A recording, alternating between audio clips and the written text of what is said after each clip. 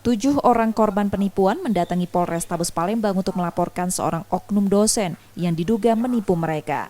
Ketujuh korban yang merupakan satu keluarga, masing-masing Aprinaldi, Kiki Anggraini, Ilham, M. Ferdi, Tasya, Elvira, dan Ajeng, warga Kecamatan Ilir Timur 2 Palembang.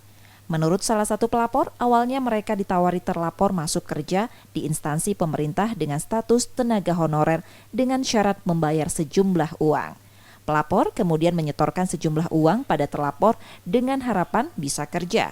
Masing-masing pelapor menyetor uang mulai 4 juta rupiah hingga 49 juta rupiah.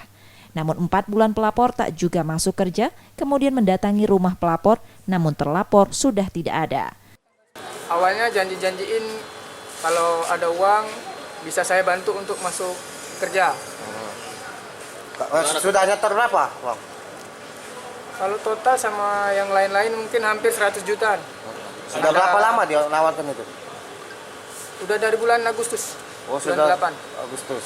Berapa korban enggak? Total 7 korban. Oh, duit yang rugi kita? Kurang lebih 100 jutaan. Masing-masing beda ya? Mas beda. Sorry. Iya. Oh, dengan pelaku kenal dengan pelapor? Dengan pelaku kenal. Laporan pelapor kini dalam penanganan Polrestabes Palembang. Yudi Kiswanto, Kompas TV, Palembang, Sumatera Selatan.